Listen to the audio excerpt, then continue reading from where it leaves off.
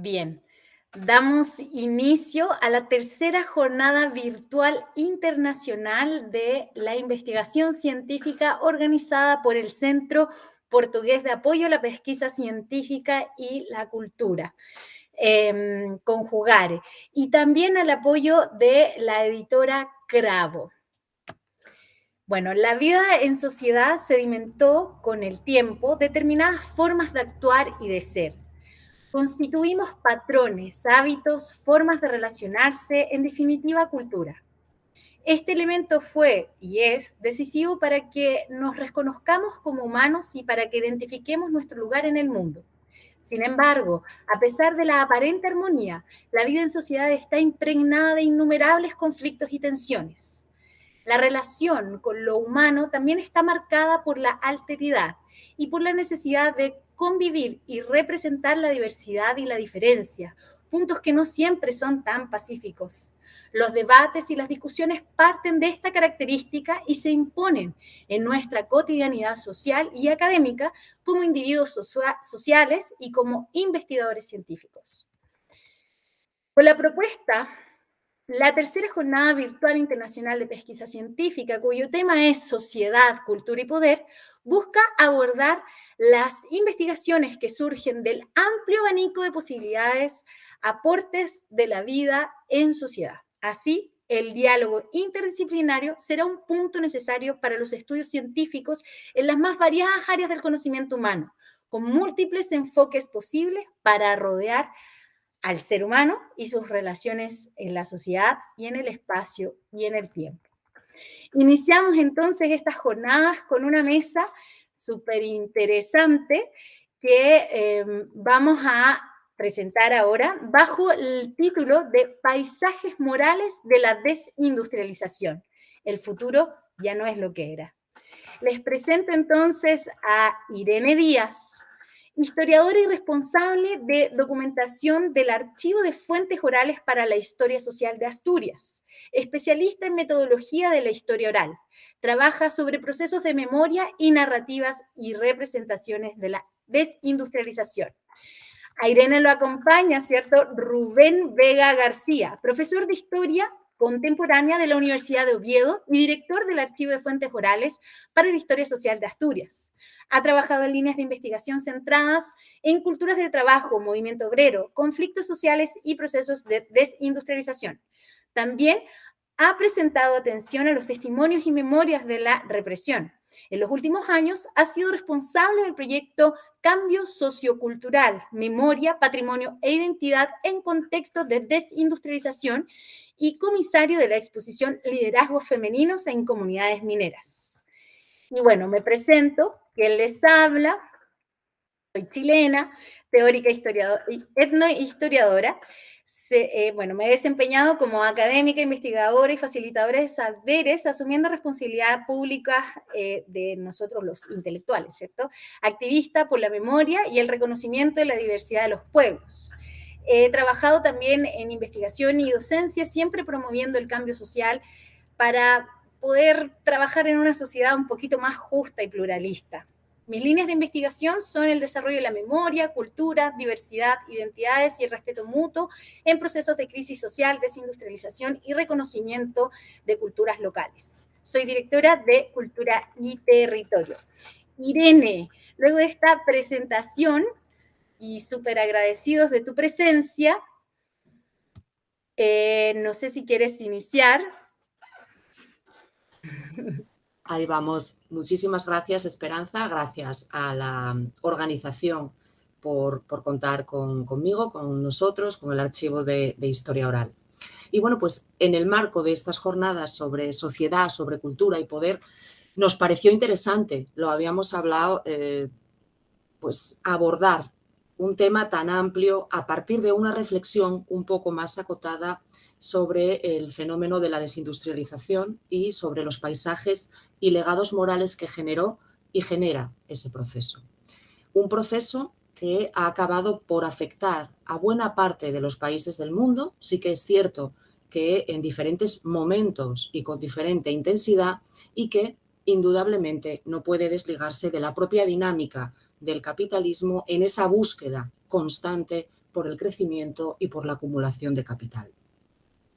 La globalización trajo aparejada la deslocalización y al mismo tiempo la relocalización de sectores productivos en otras regiones, en otros países. Era el progreso, es el progreso. Crecimiento, futuro y progreso.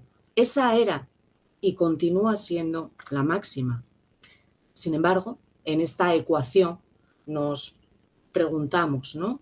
Esta ecuación perfecta, ¿no? En apariencia de capitalismo, de progreso y de crecimiento, lo que nos planteamos es, ¿qué pasa con las personas? ¿Qué pasa con las comunidades? ¿Qué pasa con los espacios que habitan cuando dejan de ser útiles para que ese engranaje funcione? Nos preguntamos cómo lo enfrentan y cómo lo afrontan. Y es a partir de ahí cuando incorporamos esa idea, ese concepto, en principio, un tanto difuso de paisajes morales.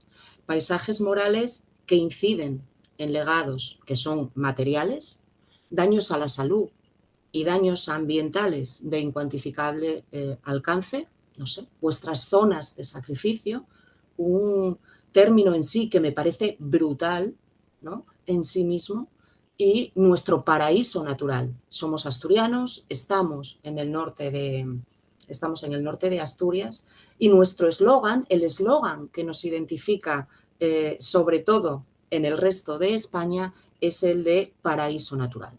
Tenemos unas tasas de contaminación muy elevadas y unas tasas de enfermedad asociada a algún tipo de cánceres y al desempeño de determinadas actividades industriales que están ahí. Es esta perversión del lenguaje. Nuestro paraíso natural, vuestras zonas de sacrificio. Legados materiales, pero legados y paisajes morales también inmateriales. Y es precisamente sobre estos legados inmateriales sobre los que me voy a centrar, ¿no?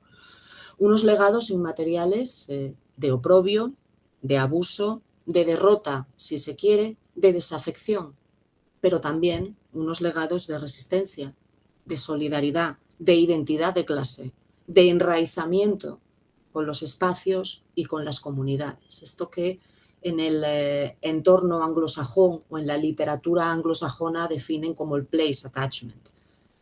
Estos legados que también emergen al calor del desindustrialismo, ¿no?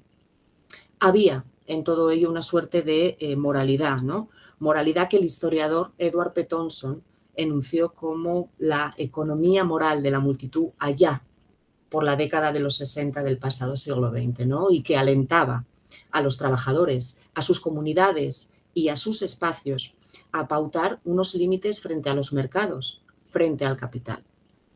Unos límites de lo que era justo o injusto, de lo reprobable o de lo aceptable, y que bebía, en definitiva, de códigos de solidaridad y reciprocidad que se habían ido tejiendo como hilos invisibles al calor de trabajos que eran duros, que eran penosos, que eran exhaustos.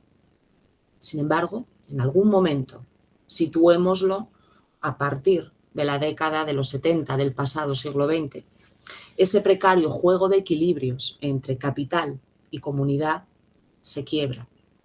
Todo ese bagaje de códigos, todas esas redes de solidaridad, de camaradería que tejían los obreros, sus organizaciones sindicales, y que nacían y se proyectaban desde los centros de trabajo hacia las comunidades, empieza a ser demonizado, empieza a ser considerado anacrónico. Se considera que lastra el futuro por venir e impide al progreso progresar. Permitidme que utilice este juego de palabras, ¿no? Los legados de las comunidades obreras se entiende que están anclados en el pasado, y aquellos que las reivindican adolecen del mal de la nostalgia, ¿no? Nostalgia de la chimenea. Así fue como lo conceptuaron los historiadores norteamericanos Hewitt y Heathcote, y llamaban, cuando lo conceptuaron, ¿no?, a la prevención sobre la idealización de un pasado que naturalmente no había sido ni tan dorado ni tan idílico. Es cierto, no lo era. Y a ello precisamente se aferraron los futurólogos o los ideólogos, ¿no?, del mundo postindustrial que estaba por venir. Ojo, un mundo postindustrial siempre pensado en clave de hemisferio global, en clave occidental, y obviando en muchas ocasiones que donde hay ganadores siempre hay perdedores, que donde hay vencedores siempre hay vencidos. Pero pronosticaban un mundo que en ese contexto postindustrial por venir se iba a librar de la dureza del trabajo exhausto, tedioso, de la dinámica cansina del fordismo, ¿no?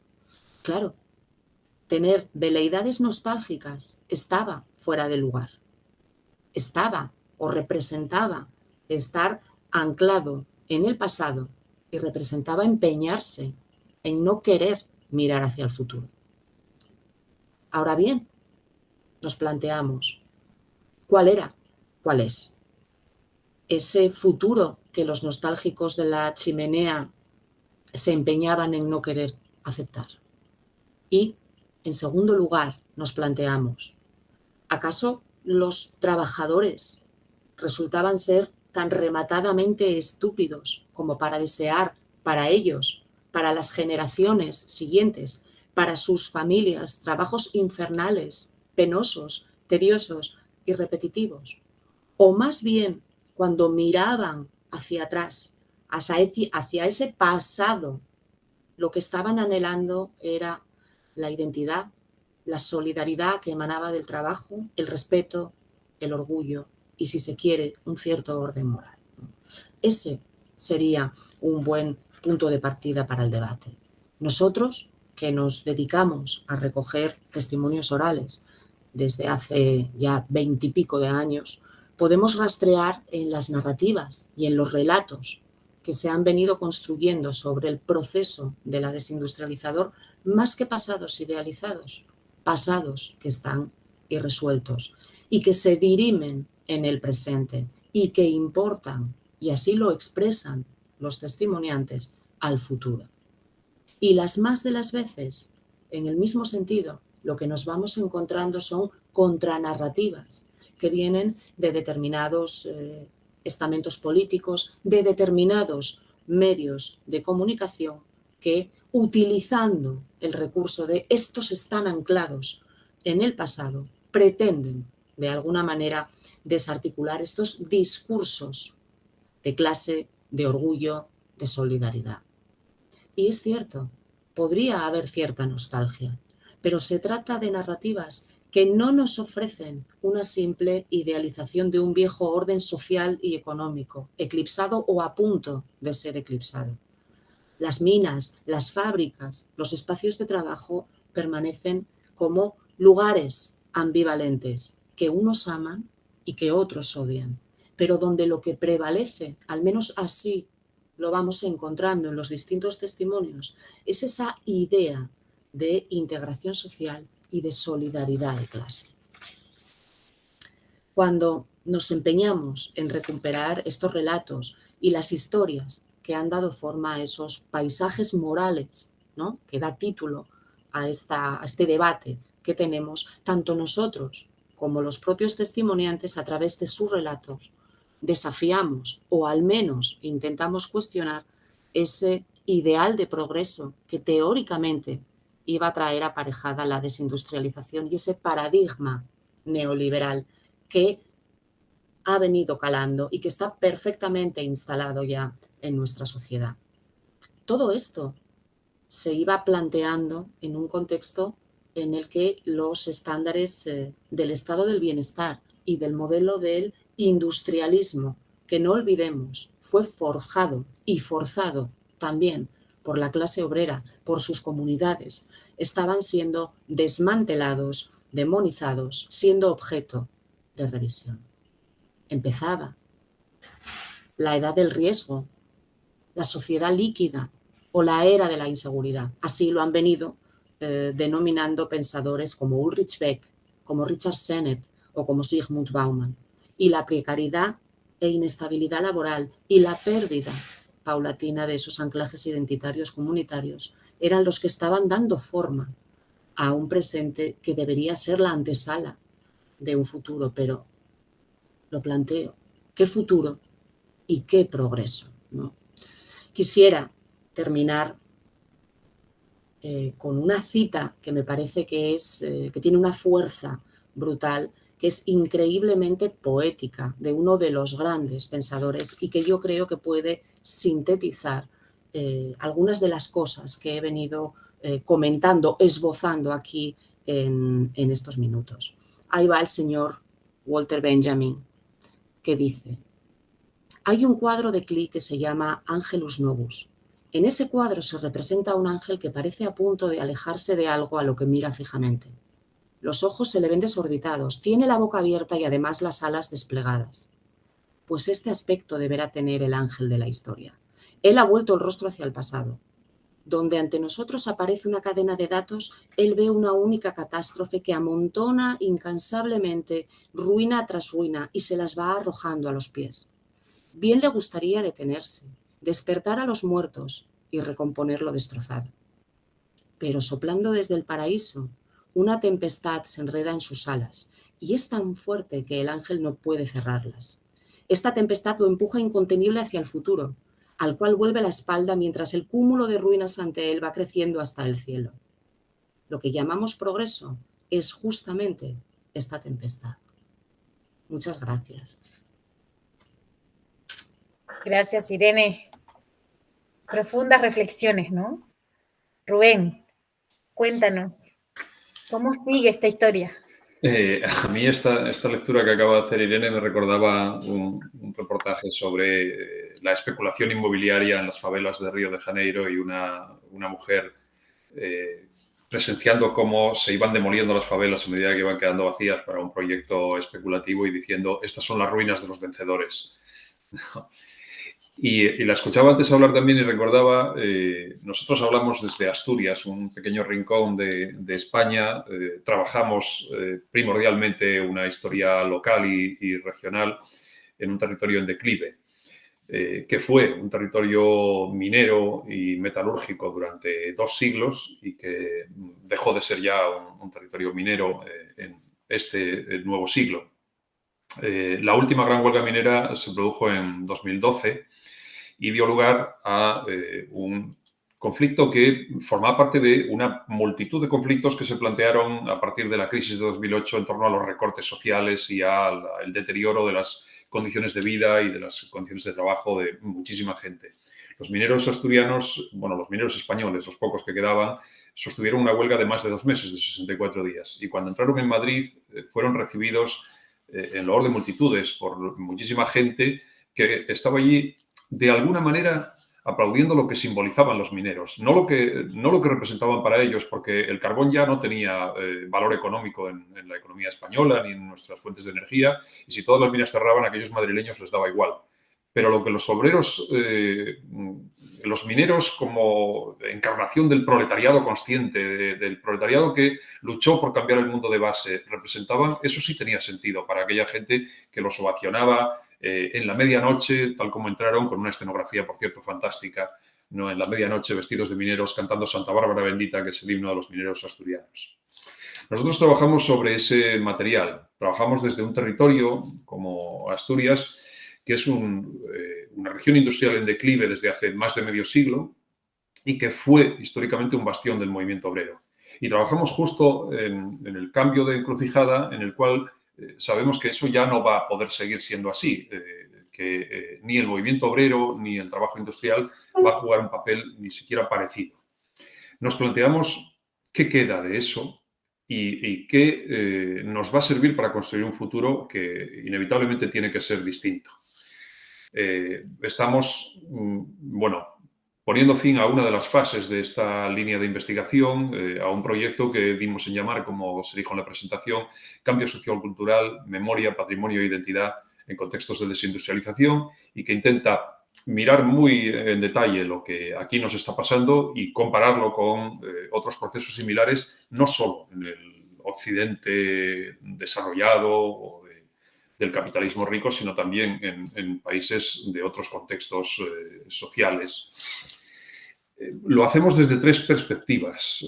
Intentamos, digamos que nos planteamos para gente que ya habíamos trabajado en historia obrera, en historia del trabajo, en culturas del trabajo, en historia del movimiento obrero. En este escenario postindustrial, ¿qué es lo que queda? ¿Qué perdura y de qué manera perdura? Y lo hacemos, decía, desde 3 perspectivas.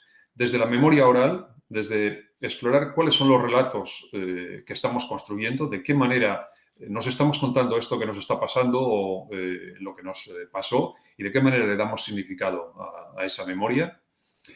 Los vestigios materiales, ¿qué hacemos con esas ruinas físicas y materiales que se van generando a medida que se abandonan los espacios y las infraestructuras? Y las representaciones culturales. Nos interesa ver de qué manera se está resignificando ese pasado a través de la literatura, el cine, la música, el arte y la creación cultural en general. Porque entendemos que los creadores culturales están encontrando otros sentidos y otros significados que tienen seguramente poco que ver con lo que en el pasado se podía sospechar que iba a acabar significando la memoria de las minas, de las fábricas, de los obreros y de la conciencia de clase o de la lucha obrera en términos clásicos. Nosotros trabajamos con esa memoria y con los traumas que el presente nos está haciendo afrontar. Seguramente como historiadores nos podemos dar el lujo de militar también en el pasado, en un pasado que en gran medida ya no existe, pero que, en el que podemos vivir parte de nuestro tiempo, ¿no? Reconstruyendo, recomponiendo ese pasado, rescatando su memoria y rescatando también los sentidos y los valores que ese pasado representa, que sigue representando por lo menos para algunos de nosotros. Eso a veces nos sitúa en rebeldía respecto a los discursos dominantes, ¿no? Irene lo decía, nos sitúa en rebeldía respecto a un discurso que antepone el progreso a las personas y por lo tanto entendemos que ese es un falso progreso, ¿no?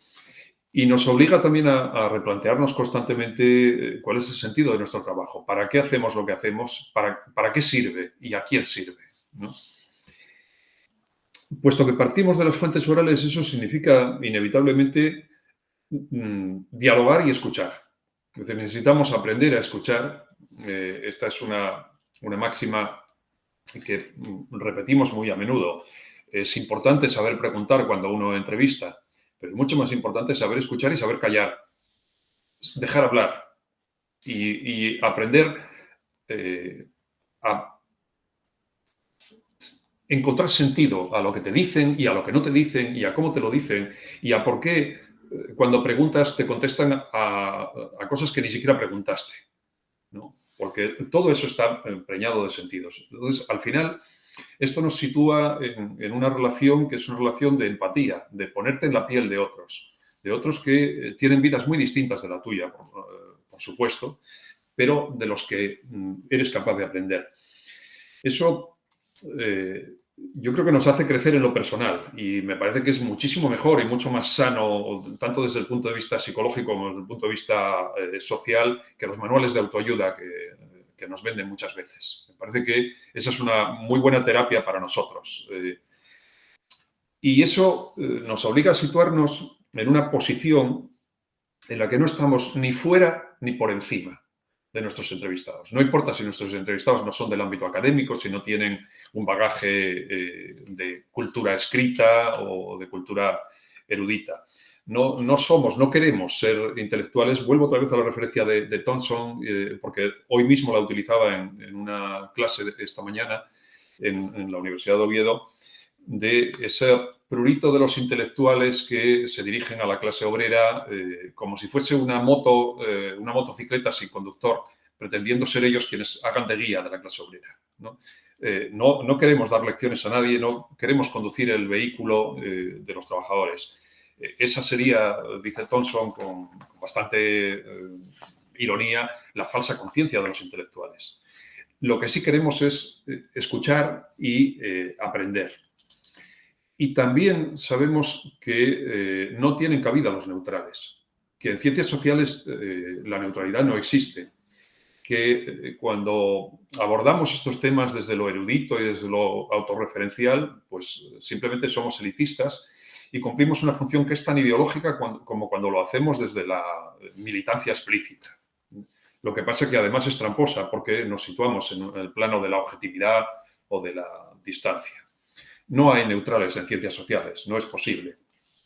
Y en buena medida nuestra trayectoria investigadora se explica por esa relación con el entorno social y con los contextos en los que nos desenvolvemos y investigamos sobre temas que nos importan porque significan algo para la sociedad en la que vivimos y porque intentamos que lo que hacemos aporte algo, ¿no? Toda la labor que hacemos descansa, obviamente, sobre los testigos que nos prestan su testimonio, pero no es menos claro que descansa sobre ciertas demandas sociales que percibimos o que intentamos atender o contribuir a ellas. Nos movemos en un territorio mestizo porque investigamos para nuestros propios proyectos, pero al mismo tiempo creemos que toda la memoria que recogemos tiene que estar al servicio de otros investigadores, de otros proyectos y de otras generaciones que vengan detrás de nosotros. Y que es la función que cumplimos y seremos útiles en la medida en la que seamos capaces de cumplir esa labor que valida nuestro trabajo.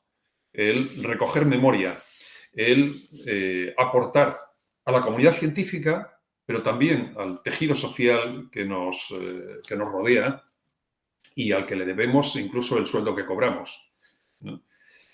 Trabajamos para ellos, ¿no? Y por eso es importante dialogar y es importante también divulgar. De alguna manera, cuando a veces organizamos exposiciones o hacemos documentales o editamos fuentes orales, estamos intentando devolverles a nuestros testigos lo que nos dan y reivindicar sus voces, su memoria, sus preocupaciones y sus valores, ¿no? Si recogemos memoria de la represión, como la recogemos en este territorio que digo fue un bastión del movimiento obrero, sufrió una larguísima dictadura muy represiva y el movimiento obrero fue uno de sus objetivos primordiales, lo hacemos también por un deber moral, no solo por un prurito de rescatar el pasado, sino porque creemos que es un imperativo moral.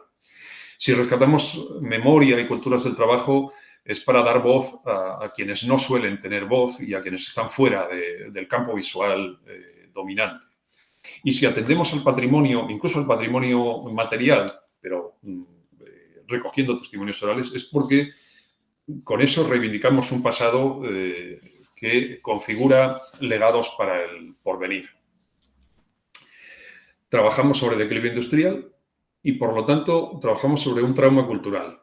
Vivimos en una sociedad que está asistiendo a esa transformación de forma conflictiva y traumática, que planteó muy duras movilizaciones, muy duros conflictos sociales en los momentos críticos de la desindustrialización y que ahora carece ya de aquella capacidad de conflicto, pero sigue tratando de restañar esas heridas. Constatamos que en los testimonios, en los discursos que recogemos, sigue vigente esa economía moral de la que hablaba Irene, que el término que Thompson acuñó para referirse a un momento muy concreto, de un escenario muy concreto, como él mismo constató luego, sigue sirviendo para explicar muchas cosas en muchos otros ámbitos. Ahondamos en una ruptura cultural que es problemática. Y tratamos de comprender el mundo a través de lo local. Es decir, hacemos miradas micro, pero tenemos que encajarlo en lo macro. Tenemos que entender que esto que nos pasa en espacios tan concretos y tan acotados no se entiende sin ese contexto global, ese contexto mundial. De la misma manera que la recogida de los testimonios nos lleva a empatizar con los individuos, pero solo los comprendemos social e históricamente.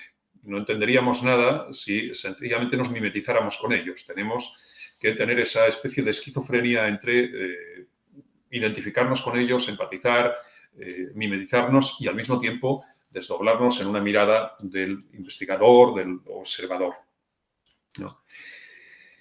Por supuesto, además de dialogar con el entorno y de preservar patrimonio, tanto material como inmaterial, tenemos el reto de aportar conocimiento y de interpretar la realidad. Ese es, digamos, nuestro trabajo, en eso consiste. Y ese es un equilibrio inestable, porque requiere ponerse en el lugar de otros, empatizar con ellos, mirar desde su perspectiva y al mismo tiempo tomar distancia, ser críticos, deconstruir sus discursos y situarlos en contexto y a veces pues, descubrir hasta qué punto pueden estar equivocados en el análisis que hacen de su propia realidad.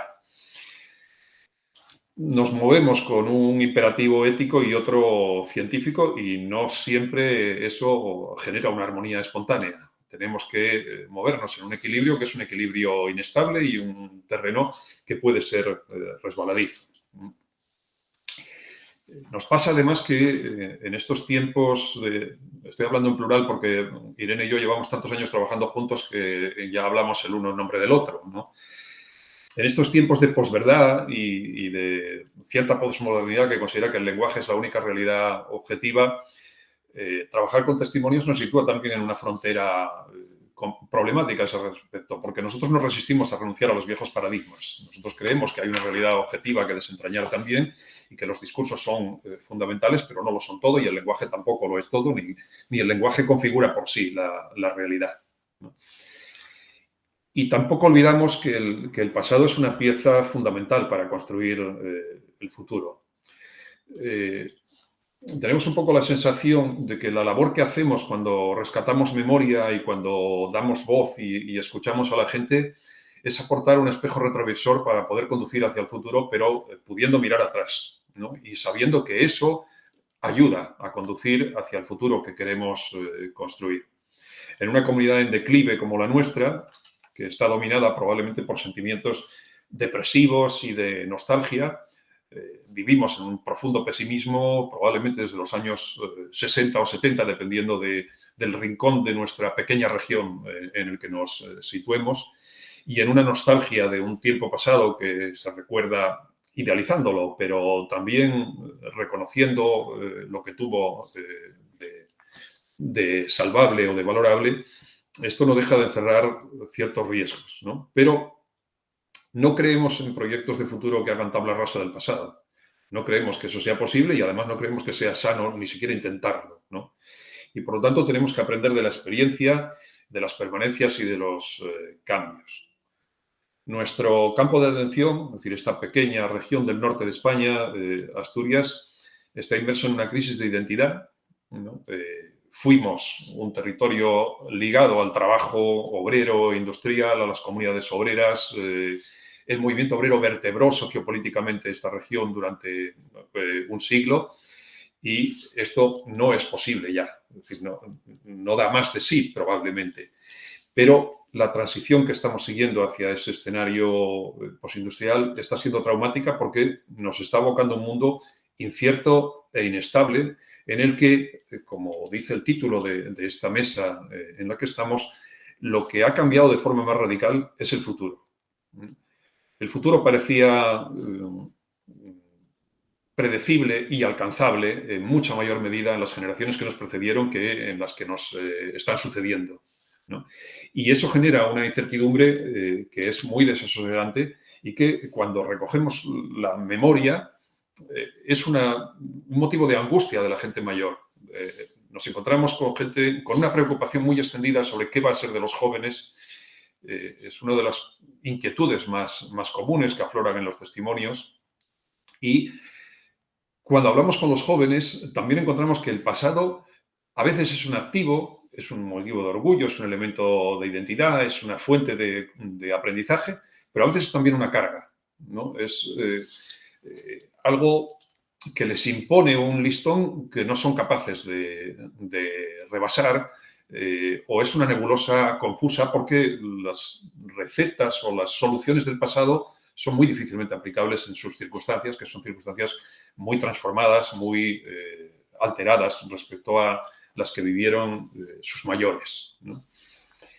Para los mayores la pérdida de memoria es un drama y muchas veces no encuentran la forma de transmitirla, de hacerla pervivir y de darle sentido de cara a las nuevas generaciones. Y para esas nuevas generaciones, a veces, el pasado plantea exigencias que son inalcanzables, ¿no? Y en este territorio nosotros intentamos rescatar esa memoria, rescatar los valores que están ligados a esa memoria, que tienen que ver con dignidad, con el trabajo, con el esfuerzo, con el sacrificio, con la solidaridad, con la conciencia, con lo colectivo, con pensar colectivamente y con buscar las soluciones de forma colectiva y, en último extremo, con mejorar la vida de la gente, ¿no? En torno a esas utopías se construyeron muchas ilusiones, se afrontaron muchos sacrificios, se pagaron precios muy altos y no nos parece que eso sea algo que debe ser tirado a la basura en absoluto. Tiene que ser rescatado, tiene que quedar constancia de todo eso. Eso es más o menos la posición desde la que abordamos estos temas. Creo que esto me acaba de salir una especie de reflexión sobre mi propio trabajo y, de alguna manera, mi trayectoria investigadora. ¿Será que me estoy haciendo viejo? Bueno, que así sea, maravilloso. Muchas gracias por compartirlo, Rubén. Bueno, creo que me toca a mí dar esta visión más latina de un proceso que compartimos. Es un proceso que estos paisajes morales de la desindustrialización, entendiendo que los órdenes económicos son poderosos, atendiendo también al título de la jornada, ¿no? Bueno, preparé una pequeña presentación que quisiera, si me permiten, compartir. A ver si me ayudan por ahí a verificar que estoy compartiendo. Ahí me abren el micrófono que no los puedo ver ahora. Se comparte, se ve bien. Se ve perfectamente. Súper, gracias Rubén. Bueno, efectivamente nuestra mesa la denominamos Paisajes Morales de la Desindustrialización. El futuro ya no es lo que era por todos los motivos que ya hemos escuchado. Me toca, siento el deber de visibilizar ciertos procesos culturales que hemos vivido en Latinoamérica, sobre todo, a propósito de esta construcción de sociedad, cultura y poder que estamos viviendo constantemente. Y bueno, evidentemente yo voy a intentar esta microhistoria llevarla a la macrohistoria latinoamericana, porque de alguna manera todos compartimos procesos. Y Latinoamérica, por supuesto, tiene el proceso de la colonización como parte importante. Lo que ocurre es que al nosotros estar en el sur, ¿no? en la partecita más sur de Latinoamérica, nos encontramos con algunos procesos políticos, sociales que se van yuxtaponiendo. Entonces, el proceso industrial que nos toca en el sur de Chile, sobre todo, fue un proceso que estuvo de la mano de la colonización española, ¿no? Y que estuvo de la mano en términos temporales, eran totalmente contemporáneos estos procesos. Entonces, estaba la lucha indígena mientras se instalaban los piques mineros. Era una migración campo-ciudad que en verdad era una migración a los campamentos que se levantaron simplemente porque la mano de obra se iba a las veranadas a trabajar con sus animales, ¿no? No tenían la constancia ni la motivación para quedarse trabajando en estos campamentos. No les motivaban estas casas tampoco. Entonces, era todo un proceso en donde incluso los primeros campamentos fueron cercados porque todavía había conflicto, todavía había batallas, ¿no? En este mismo proceso se empieza a cultivar la independencia, una independencia que en Chile lo hace la oligarquía, que eran básicamente hijos de españoles, y en este territorio donde se instala la industrialización del carbón, ¿no? Compartiendo lo mismo que viven ustedes en Asturias, ¿no? Esta pequeña región, la región del Biobío, ¿no? Entonces había un montón de procesos históricos complejos que se estaban dando de manera simultánea. La llegada del ferrocarril fue a propósito de lo mismo. Entonces, estaba todo por hacer en un paisaje realmente natural, ¿no? Y en un territorio que incluso en la independencia, cuando lo logran, ¿no? Es un territorio que seguía siendo territorio indígena y que hasta el día de hoy tenemos conflictos que ya luego les voy a comentar. Porque justamente mientras se instalaba la industria, mientras se instalaban estos campamentos mineros, una línea de frontera muy bélica, trayendo a gente del extranjero, ¿no? De Escocia, de España, para venir a trabajar en estas minas, porque no había realmente mano de obra que pudiese desarrollar el trabajo que se necesitaba para hacer la extracción. Además estaba la guerra a muerte, que era la guerra que iniciaron los españoles que querían seguir siendo parte de la corona, ¿no? Y en un proceso totalmente dislocado, a mi parecer, se crea entonces un sistema social, una religión y una educación que va a promover un disciplinamiento con una resistencia que la vivimos hasta hoy en día. Cuando hay como una especie de instalación ya de la industria y comienzan estas ideas macroeconómicas, neoliberales, para una época incipiente, ¿cierto?, de un extractivismo, algo que se estaba recién iniciando en una diversidad industrial interesante, ya había consolidación de ciudades en esta región, hubo un reduccionismo, nosotros nos referimos a las reducciones de tierra que se hizo y se impuso a partir de la violencia. Hubo en Chile esclavitud no denominada como esclavitud indígena, la denominaban como encomiendas. Así disfrazaron en la historia de Chile la esclavitud indígena, y que también fue parte del proceso industrial, y anterior también. Como ven, hay muchas cosas que seguir trabajando. Entonces, bueno, pasa que ya se consolida esta gran nación larga, a través de estas políticas reduccionistas, donde redujeron a los indígenas a un territorio específico para realmente colonizar y apropiarse de territorios que no eran de la República de Chile, e instalar industrias, ¿no? Y vender a privados para estas industrias. Bueno, llega la dictadura, ¿no? Y cuando se instala la dictadura, promueve cosas que realmente asientan las bases del neoliberalismo brutal y el capitalismo brutal que vivimos, sobre todo en Chile, y creo que aquí no exagero. Hay una instalación de un sistema capitalista en un contexto dictatorial. Y esto hace que se privaticen los recursos naturales, y es lo que Irene mencionaba con estas zonas de sacrificio, ¿no? Que ya luego voy a comentar. En donde estos paisajes morales se quiebran completamente porque estamos en dictadura, ¿no?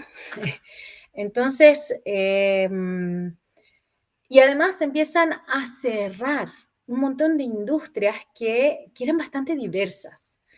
Chile, luego de estos procesos simultáneos de colonización, de industrialización, de recuperación de territorios, de reducciones, de mucha violencia, sobre todo en nuestra región y hacia el sur, la provincia de Arauco, resulta que empieza a cerrarse estas industrias y empieza a ocurrir este proceso de reindustrialización, pero desde unos monopolios bien curiosos, ¿no? Y se empieza a instalar el sueño americano. Recuerden que nosotros estamos en América. Entonces, Norteamérica va a instalar este sistema capitalista a través de esta dictadura que todos ya conocemos.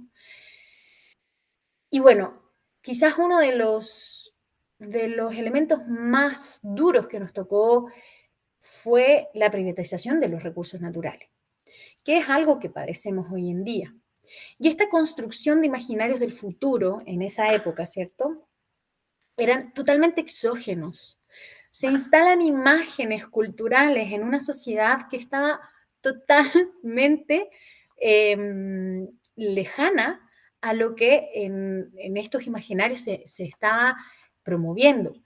En esa época, digo, pero estos imaginarios se instalaron y permearon las culturas y permearon todas las capas y hoy en día son imaginarios reales, ¿no? Se volvieron realidad. Y estamos hablando de una sociedad de consumo, de idearios como futuristas, ¿cierto? De estos sectores conservadores y elitistas, dejaron fuera todo lo social y las empatías, ¿no? Hubo una deshumanización de los quehaceres. Al generar estos monopolios industriales, grandes industrias de holdings, incluso internacionales, terminaron por devastar y por delimitar estas zonas de sacrificio. Y todo priorizando lo monetario, lo individual en desmedro de lo social y lo colectivo. La Constitución del 80, que fue la Constitución que deja enraizado los idearios de la dictadura, ¿cierto? Dejaron instalado todos estos ideales encostrados realmente en nuestras políticas públicas. Y hubo millones de campañas publicitarias que promovían esta sociedad de consumo que describe Guy Debord desde lo que observó en Estados Unidos y que en un contexto totalmente distinto y dislocado se instala de una forma dislocada también, ¿no? Entonces estos objetos extranjeros se instalan por sobre lo local, en desmedro de lo local, y empiezan a cultivar una sociedad realmente sin sentido. Entonces, la desindustrialización se instala en un retorno de la democracia, pero con una constitución que ya estaba instalada y encostrada en idearios que eran totalmente neoliberales. Entonces hay una consolidación en este proceso de la desindustrialización de un Estado subsidiario y privatizado, de una consolidación del modelo neoliberal, extractivista, capitalista y de sociedad de consumo, una consolidación de la sociedad de consumo que es eternamente poco reflexiva. Es decir, y lo digo con mucha pena, porque incluso en nuestras escuelas se recortaron las horas de historia para poner más horas de matemática y para poder seguir instalando estos conceptos, pero ya de una manera radical. Hay una consolidación de una educación desde, para y por la competencia en monopolios disfrazados de holdings. Se dice que en Chile la educación no es lucrativa, pero por favor vengan a ver las universidades. Entonces hay un sinsentido que vulnera cualquier tipo de moral y cualquier tipo de valores, ¿no? Y evidentemente la crisis social más que social, me gusta decirle la crisis política. Los medios de comunicación dicen crisis social y yo siento que la sociedad está más viva que nunca antes en la historia contemporánea de Chile, por lo que es una crisis política de políticos que fueron realmente vendidos a esta constitución, a un neoliberalismo y un capitalismo brutal. Y bueno, no todo es tan malo, porque este estallido social, que sí fue muy duro y muy violento, y sigue siendo muy violento, que tiene fecha, ¿no? Tiene fecha y hora. El 19 de octubre del 2019, justo antes de la pandemia, ¿no? De declarar pandemia acá en la región. Fue simplemente porque están todos los chilenos, y te digo, acá en Latinoamérica hubo muchos estallidos, también en Europa, yo lo sé, pero acá la corrupción los abusos y la vulneración de los derechos humanos, derechos fundamentales, fueron motor para poder impulsar este estallido social. La corrupción y la violencia en las calles y carreteras, el uso de la pandemia como control social también fue parte de los temas que se comenzaron a observar, ¿no? Y estas famosas zonas de sacrificio. Sepan ustedes que las zonas de sacrificio son territorios de extensión amplia que están entregados al sacrificio medioambiental. Estamos hablando en el sur de Chile, estamos hablando donde están las reservas más grandes de agua del mundo entero, están delimitadas como zonas de sacrificio. Entonces hay una necesidad de un nuevo ordenamiento, sobre todo aquí en Chile. Y creemos que hay una importante oportunidad de co-crear un nuevo orden. Y estamos en un proceso constituyente, y aquí cambio el tono porque me siento profundamente orgullosa de todo lo que han hecho chilenos y chilenas, ya no el Estado, ya no el corpus político, sino el producto que hemos podido como chilenos solventar en un proceso constituyente. Estamos derrocando la Constitución de los años 80 para poder construir y co-construir con todos estos procesos, perdón, esta Constitución, ¿no? Y estamos en pleno proceso, y quien lidera a los constituyentes, que son personas que fueron escogidas por los distintos territorios para liderar esta escucha colectiva, para poder entre todos reconstruir esta historia a través de una constitución que nos refleje a todos, a todas y a todes, como dicen ahora. Estamos lideradas por una mujer mapuche, Elisa Loncón, que tuve la posibilidad de conocer en Sudáfrica en el año 2016 por un congreso de etnografías contemporáneas.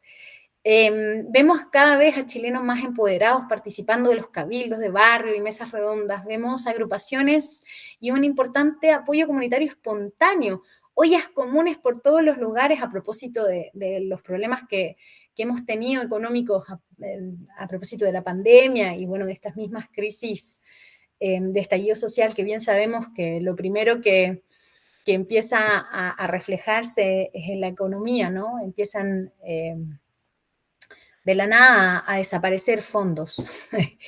Y bueno, hay una autoformación en temáticas que pertenecen al mundo público. Pero hay una autoformación porque este mundo público, que se sedimentó en unas bases dictatoriales, ya no queremos que sea público, que no sea, ¿cómo decirlo? Que este mundo público queremos que sea realmente público y no de políticos que fueron formados en un sistema que no queremos. Y entonces, claro, hace mucho sentido nuevamente el nombre de las jornadas de sociedad, cultura y poder. ¿Cómo devolvemos al pueblo estos poderes, no? Y sin duda, el pasado tiene mucho que decir. ¿El futuro está en nuestras manos? No lo sabemos. La incertidumbre acá en Chile, les explico, colegas, está grande.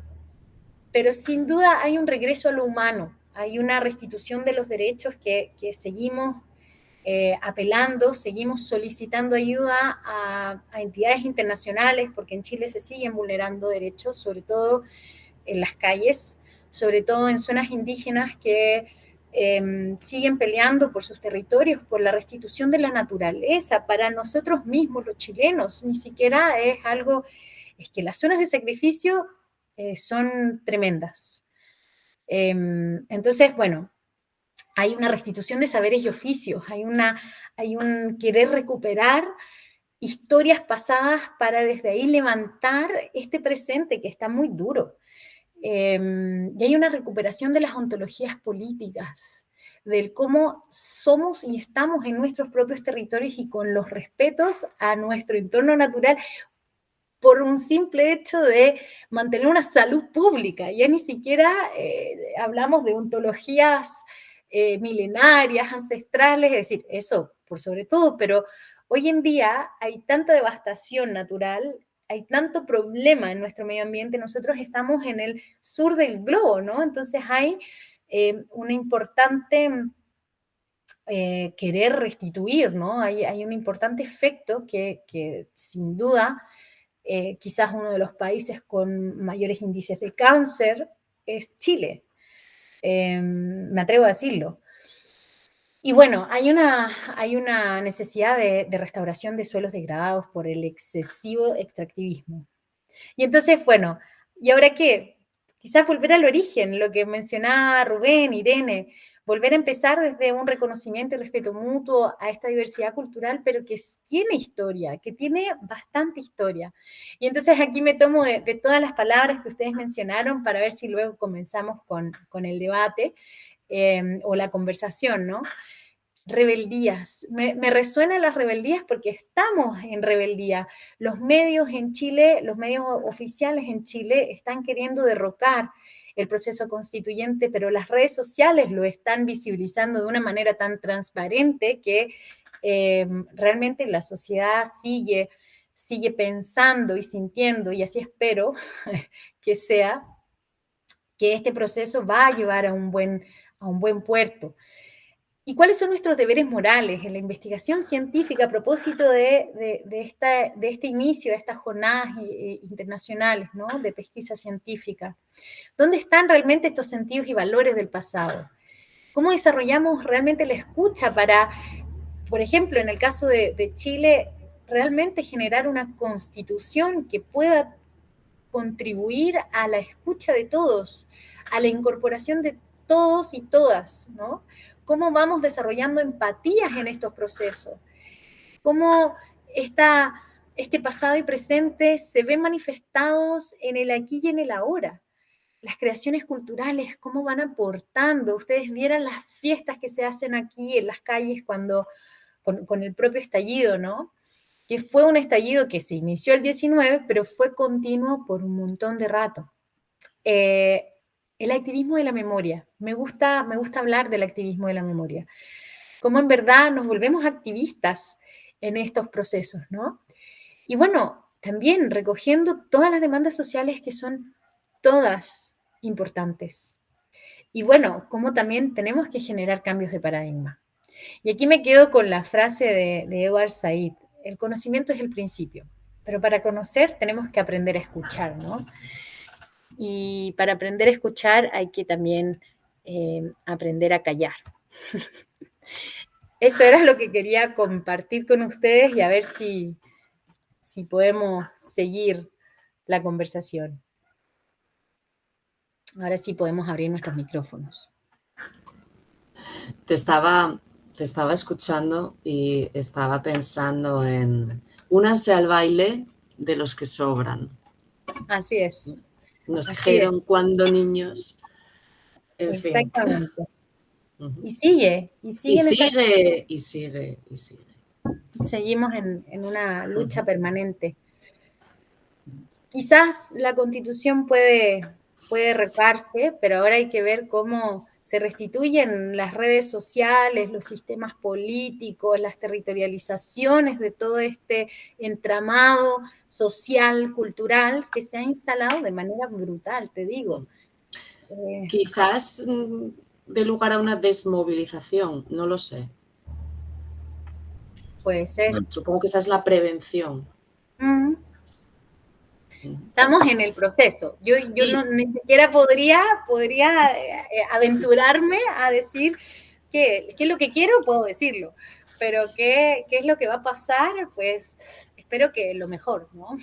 Para mí fue muy emocionante porque además celebré la Nochevieja en la Plaza de la Dignidad, Plaza Baquedano, y la bandera mapuche estaba ondeando. Muy en alto. Efectivamente, sí. Y sobre todo trasladaba una sensación de optimismo y de esperanza pese a la brutalidad que también vi. Entonces, bueno, un poco esa situación 1 año y medio después. Ay, viniste y no me dijiste. Nos intentamos ver, pero no fue posible. No nos conocíamos tampoco. Pero sí recuerdo que me pareció muy ilusionante y sobre todo que remite a pasados en disputa. Y en el eso. caso de Chile es paradigmático.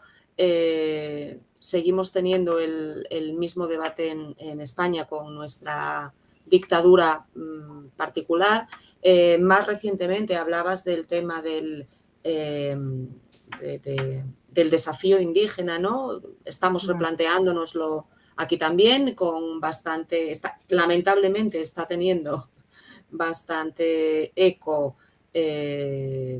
pues esto que están reclamando desde Latinoamérica es una manera de no reconocer la labor española. Lamentablemente esto está teniendo eco en determinados medios de comunicación, que también te sitúa un poco ante un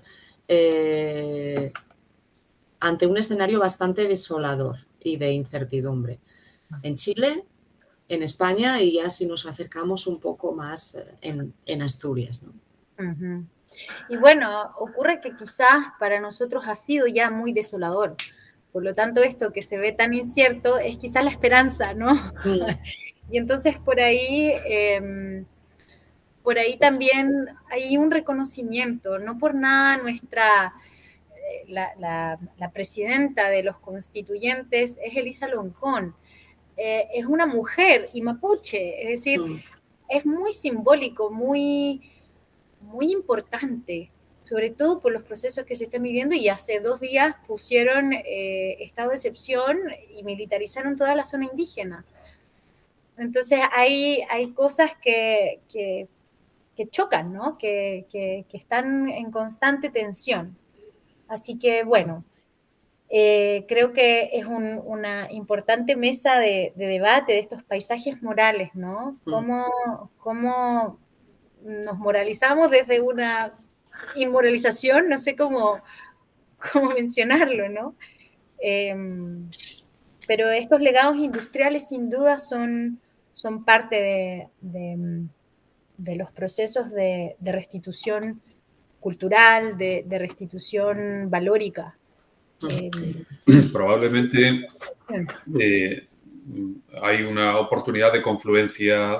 Tú hacías alusión en el caso chileno pues a los pueblos originarios, a los indígenas, a culturas que fueron sometidas y que fueron negadas. La clase obrera es otra realidad, pero probablemente hay un punto de confluencia en esas cosas, ¿no? Porque de alguna manera permiten rescatar lo que fueron las viejas verdades del movimiento obrero, que son reciclables para nuevos proyectos. Es decir, el valor de lo colectivo, la importancia del social, lo esencial del apoyo mutuo, de ayudarse, esas ollas comunitarias de las que hablas, y el valor también de lo público, ¿no? De no anteponer el lucro o el beneficio privado al interés común. Las cosas que decías de Chile suenan increíblemente familiares en España, en realidad. No pretendo equiparar las dos realidades. No. Soy consciente de que estamos en Europa, en la Europa occidental incluso, que tenemos algunas ventajas, seguramente no merecidas, pero las tenemos de todas maneras. Pero cuando hablas de individualismo y cuando hablas de corrupción y cuando hablas de retroceso de las libertades, sería un discurso perfectamente aplicable también a España y a cómo nos está yendo en los últimos tiempos y cuáles son los retos que afrontamos, ¿no? Y, bueno, Chile fue una experiencia piloto del neoliberalismo que se ensañó especialmente en el caso chileno. Nosotros estudiamos el caso asturiano y desde el punto de vista de cómo se produce la desindustrialización es casi las antípodas, ¿no? Porque aquí la destrucción del tejido industrial vino acompañado de mucho gasto social, de un gasto social compensatorio de esas destrucciones en forma de prejubilaciones, de retiros anticipados con compensaciones generosas para los sectores laborales que tenían capacidad de lucha, no para todos, por supuesto, y no para la gente que no tenía capacidad de presión, pero sí para los que tenían fuerza y capacidad de movilización. Eso se convirtió en Asturias en una especie de puente intergeneracional, ¿no? Las pensiones de los padres y a veces de los abuelos permitieron que una generación siguiente viviera en condiciones dignas y tuviera oportunidades de estudio y de formación. Ese gasto social neutralizó la movilización, pero no consiguió la aprobación social, no consiguió el consenso o la aprobación moral, ¿no? Tiene un efecto de disolución de identidades, pero al mismo tiempo provoca un desasosiego, un malestar, una sensación de pérdida y de pérdida irreparable. Y en un plano más amplio, nosotros tuvimos nuestro estallido en 2011. No fue un estallido violento ni desde el punto de vista de las protestas, ni tampoco desde el punto de vista de la represión. Hubo mucha violencia simbólica, pero poca violencia física en ese estallido. Pero ese estallido, que aquí dimos en llamar 15M porque empezó el 15 de mayo y que a mí me gusta más hablar de los indignados porque me parece que revela más el espíritu del momento, ¿no? Los recortes sociales que estaba trayendo la crisis, aquellas recetas neoliberales en las que las víctimas eran las que tenían que pagar los costes de la crisis, nos dio también un estallido de protesta social, ocupando las plazas, reivindicando otra vez lo colectivo, lo social, lo comunitario. Generó muchas ilusiones y, claro, Irene empezaba diciendo, puede llegar la desmovilización. Es que nosotros es el punto en el que estamos probablemente. En un punto en el que también se atisbó la posibilidad de abrir un nuevo proceso constituyente y eso se difuminó. Y ahora, curiosamente, quienes se amparan en la Constitución más bien son los herederos de aquella indignación, ¿no? Porque se nos esfumó probablemente la posibilidad de abrir un proceso constituyente nuevo, ¿no? Vosotros ese estallido llegó unos años después y estáis en un punto de ilusión y en un punto en el que hay, digamos, distintos futuros abiertos. Y por lo tanto, es el momento de empujar y de tratar de construir eso. En eso estamos. No es fácil porque hay muchas banderas de lucha dando vuelta. Y que, claro, acá también hubo una especie de gasto social, porque eso dicen los papeles y eso, pero realmente fue muy deficiente y muy corrupto. Entonces, cuando eso ocurre, bueno, no queda más que confiar en la olla común, ¿no? Y en tus pares. Y esa brutalidad del neoliberalismo ha hecho que la humanidad salga y aflore. Y lamentablemente la humanidad en crisis es cuando mejor se organiza. Así que esperemos que tengamos buenos resultados y esperemos que bueno, pare esta violencia que no es que en todas partes esté súper violento, ¿no? Pero sí hay sectores y espacios que como posiblemente en Asturias y en un montón de partes del mundo, ocurre que cuando hay problemáticas profundas, damos espacio a que lleguen otras profundas, como la drogadicción, el alcoholismo. Y bueno, y ahí la crisis se vuelve mucho más compleja en términos culturales, en términos de poder salir con la moral bien puesta, ¿no? Después de estos procesos que son duros para muchos más de los que uno quizás tiene conciencia, ¿no? Así que, bueno, en términos generales creo que vamos bien. Estáis en el punto esperanzador, lo cual es positivo. Hablaba esta tarde, a propósito de nuestra rutina política diaria, que es esto es tremendo, es de una tristura, de una falta de talla, de una falta de saber estar, y acaba, digamos, si te importa, ¿no? Que te acaba afectando. Y yo le comentaba a Rubén, es que de verdad no sé por qué hacemos lo que hacemos, o sea, esto ¿para qué sirve? No nos podemos cocer en nuestra propia salsa. Y cuando, por ejemplo, estás trabajando y trabajas con narrativas y trabajas con relatos y vas viendo los contrarrelatos y cómo van calando, ves que es un proceso de gota china, de ir demonizando poco a poco, elevando lo excepcional a la categoría de general, ¿no? Y vas viendo cómo es un proceso que en Asturias se va dando muy lentamente hasta que acaba calando perfectamente y hay un objetivo, en este caso está un poco diluido, ¿no?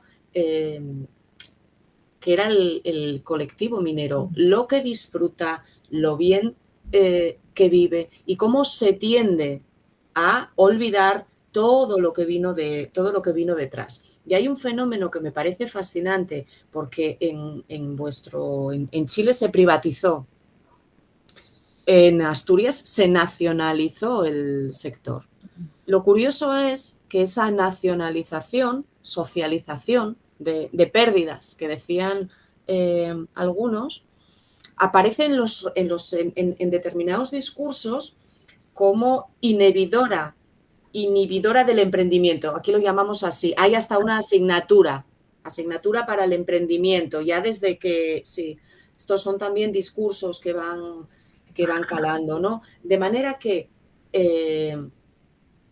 los problemas de Asturias tenían que ver con que era el Estado quien de alguna manera se estaba ocupando, inhibía el emprendimiento y la iniciativa individual, y es muy frágil la memoria, porque en realidad el Estado, cuando interviene tanto en la minería como en la siderurgia, es hace 4 días, como quien dice.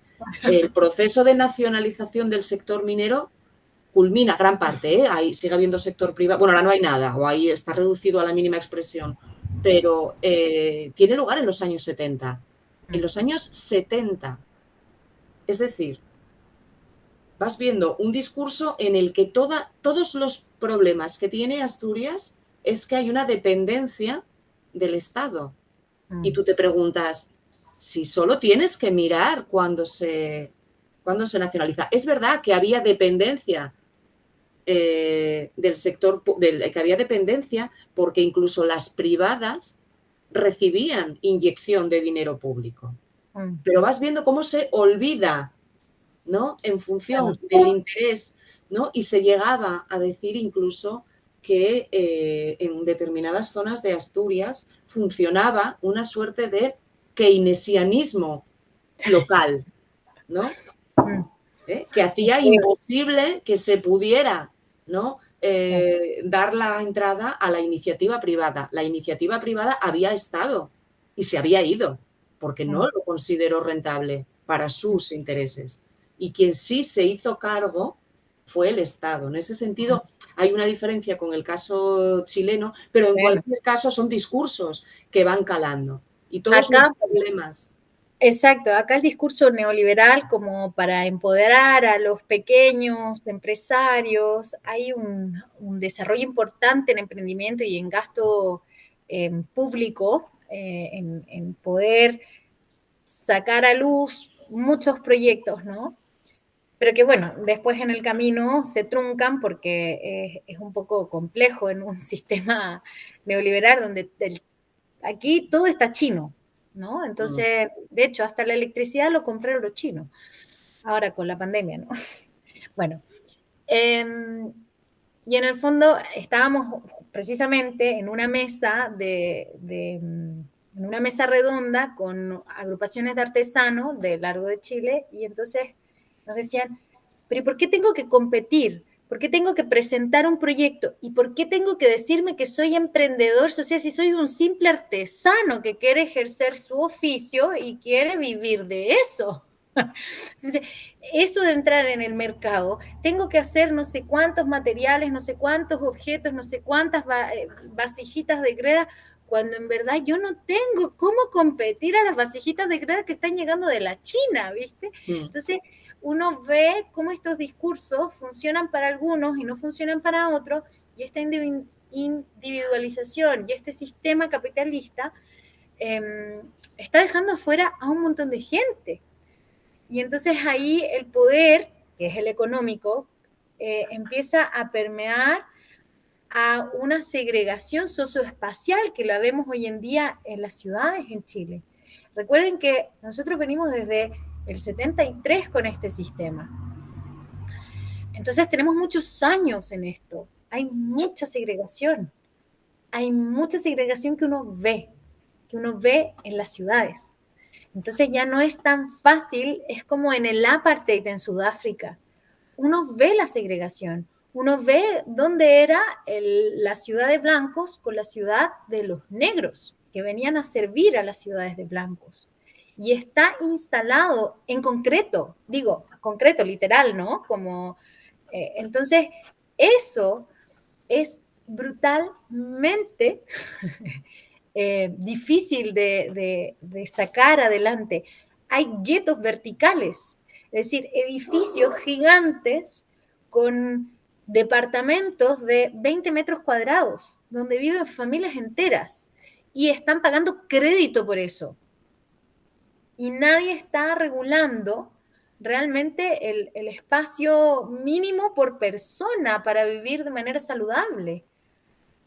Acá estudiantes de la Escuela de Arquitectura vienen y hacen reportajes y hacen investigación en estos guetos verticales, y en las noches vieran ustedes todo lo que se escucha en esos grandes edificios, en una zona de terremotos. Entonces, como que uno dice, ¿pero quién autoriza esto? ¿O qué profesionales estamos generando en las universidades que aprueban moralmente este tipo de construcción, ¿no? Entonces, hay como, por eso les digo, es complejo, muy complejo, porque quizás en ese tipo de hitos arquitectónicos,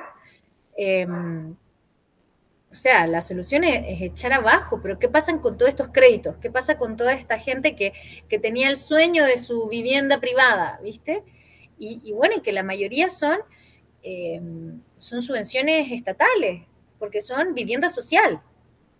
Entonces ahí ya te vuelve todo, se explota el cerebro, ¿no? Porque no...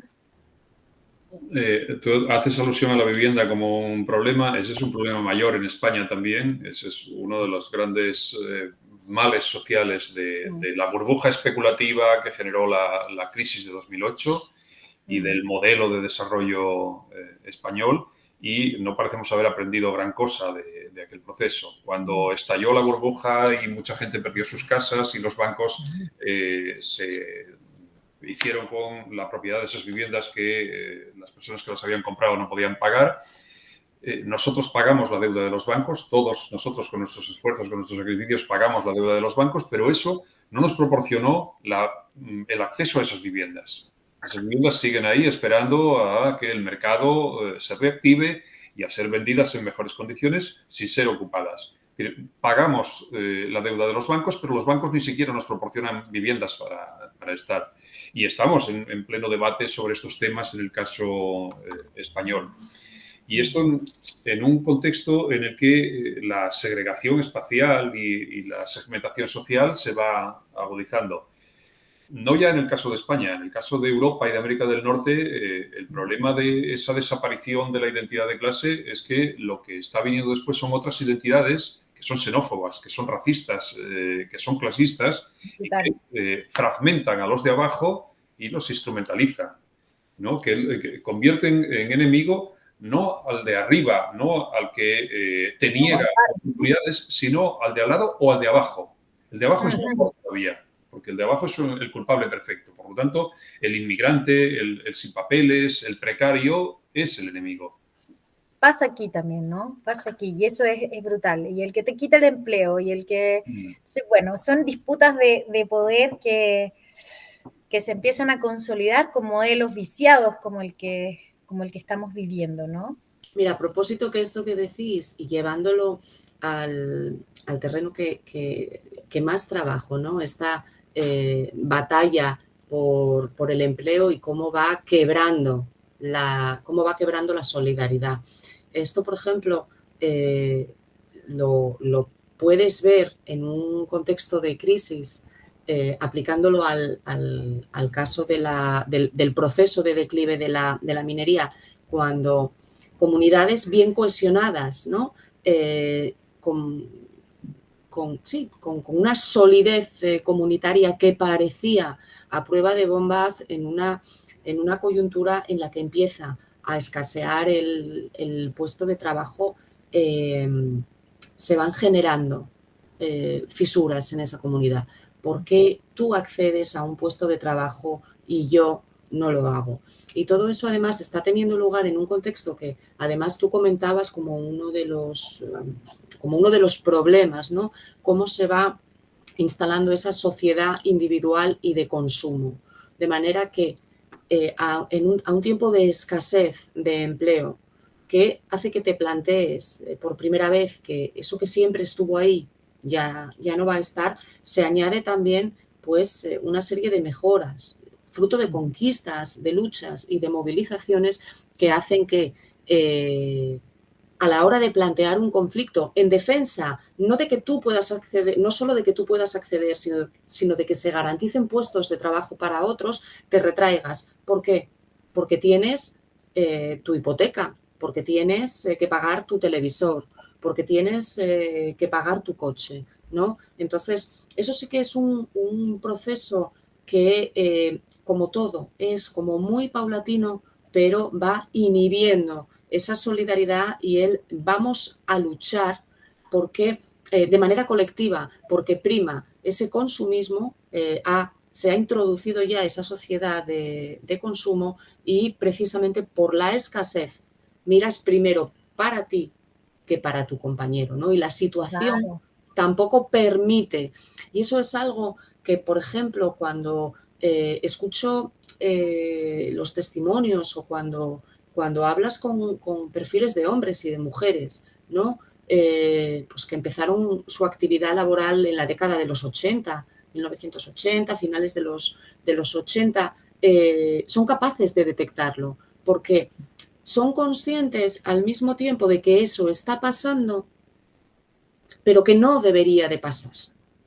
Es decir, ese bagaje de esto antes no pasaba, jamás hubiéramos ido a trabajar si se hubiera planteado un conflicto, pero si dejamos de ir a trabajar y nos declaramos en huelga, se nos echan los bancos encima y, como decía una mujer minera, es que se nos llevan hasta las bragas, decía ella, además ella era muy expresiva, decía, es un inhibidor de la movilización y de la solidaridad y de lo colectivo, que no obstante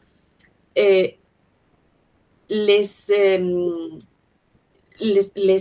chirría un poco en la cabeza, porque saben que de alguna manera esas expectativas individuales no casan con unas reclamaciones, unas expectativas colectivas.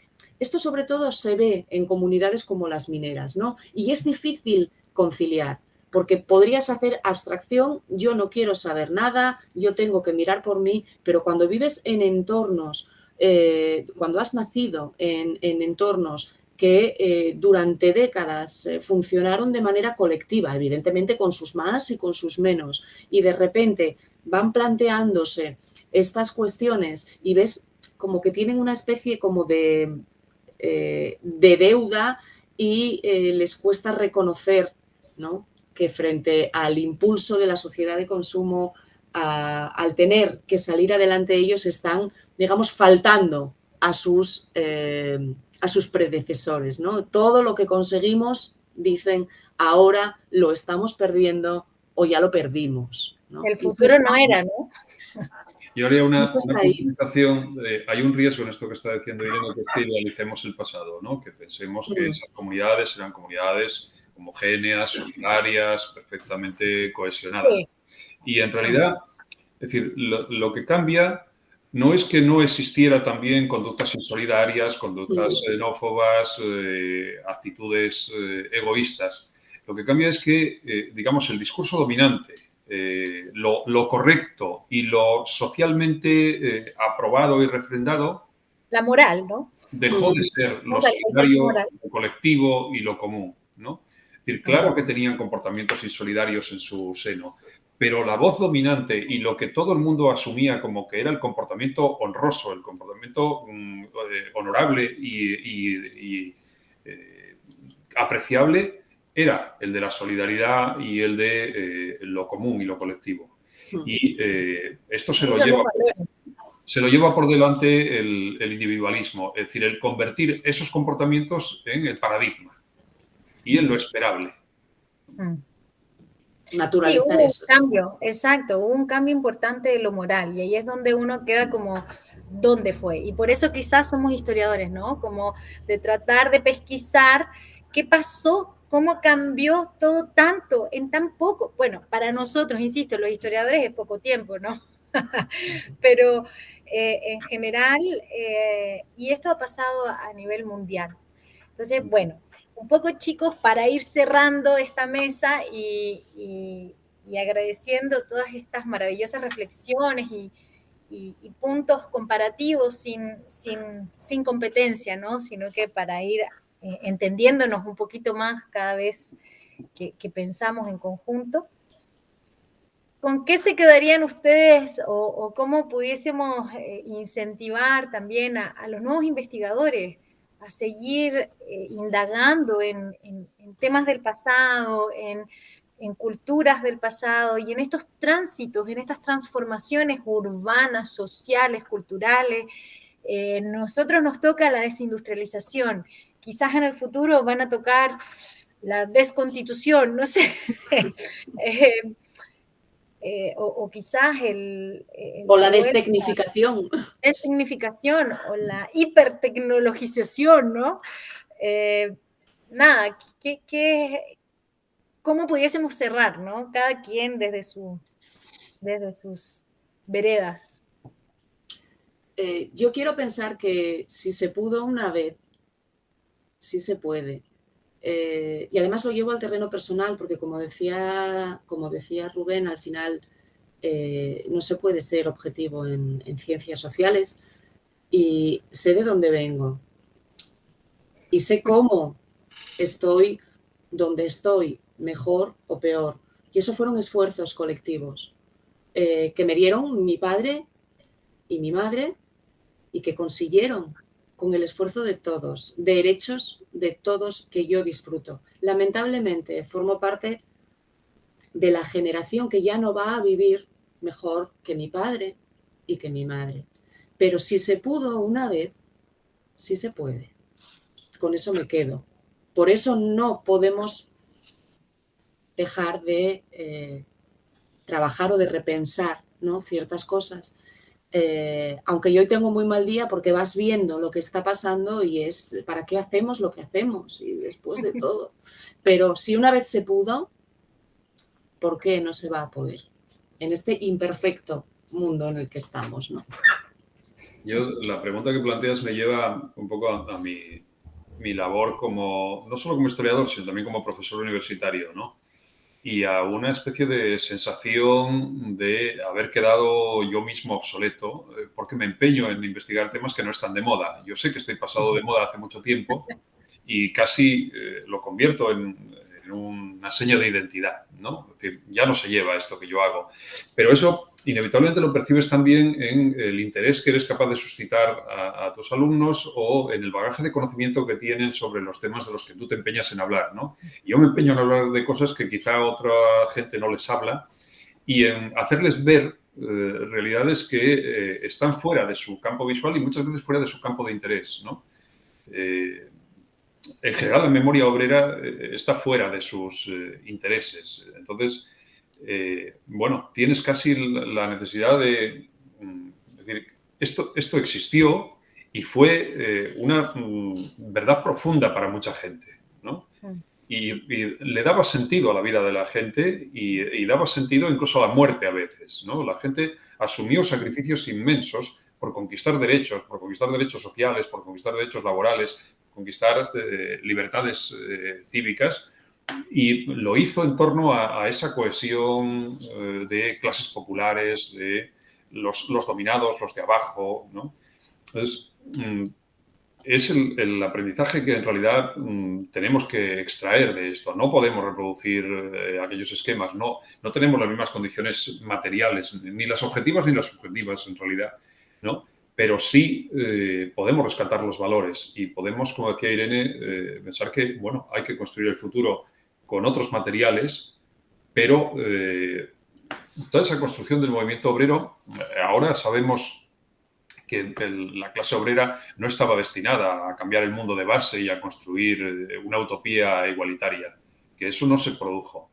Pero ese horizonte, como diría, como la metáfora de Galeano, ese horizonte nos permitió caminar en esa dirección. Y eso, si era una mentira increíblemente hermosa, que mejoraba la vida real, ¿no?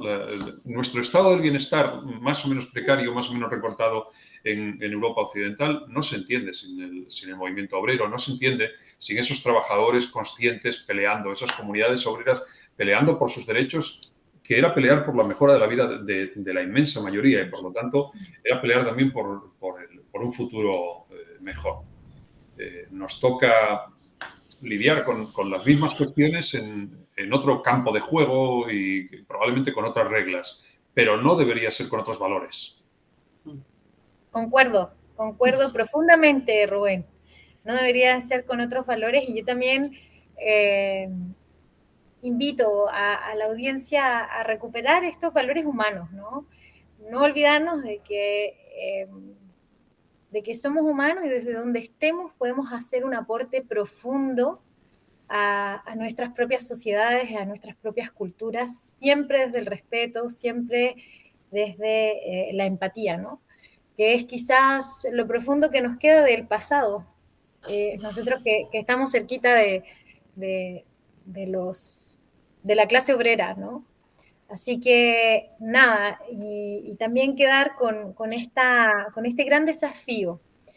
Me toca estar en un momento histórico importante en mi país, en Latinoamérica, a ustedes en el de ustedes, y creo que también invitar a estas pesquisas científicas, invitar a investigadores a poner también un pie en el servicio de lo público, también hacernos responsables como intelectuales de tener que ser un poquito activistas también, ¿no? Activistas de procesos sociales importantes, y de confiar que en verdad esas incertidumbres del futuro, nada, siempre han estado. Lo que pasa es que nosotros las estamos leyendo desde el pasado, desde el presente, desde el futuro, digamos. ¿Cómo así? Esas como futuros que quizás nosotros vemos de esta clase obrera, ¿no? Es muy probable que ellos la sentían desde la incertidumbre también, y que donde lo escuchamos ya hoy en una avanzada edad, ellos ya lo tienen un poco más resuelto ese imaginario. Creo, siento y espero no equivocarme, y resignificar esa incertidumbre en instalar imaginarios que son quizás ambiciosos, pero que, como dice Irene, todo es posible.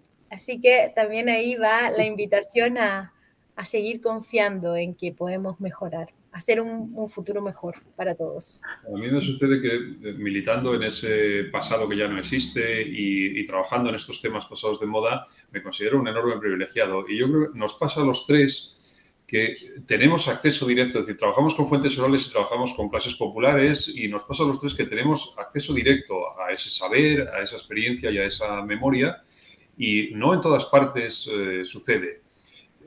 Seguramente por un doble motivo. Estoy pensando en un proyecto global sobre el trabajo en la construcción naval en el que participé durante bastantes años. Había gente de muchos países, algunos teníamos contacto directo con los obreros navales, los entrevistábamos, los visitábamos en sus casas o coincidíamos en los bares. Y otros investigadores de otros países no tenían ni siquiera la posibilidad de entrevistarlos porque no tenían contacto ninguno. Bien porque la propia realidad de esos trabajadores es una realidad muy represiva y que les inhibía y les impedía relacionarse, o bien porque el mundo, el ámbito académico y el ámbito de la investigación vive tan desconectado de las clases populares que realmente no tienen comunicación. Nosotros tenemos ese acceso y yo me considero un privilegiado en ese sentido.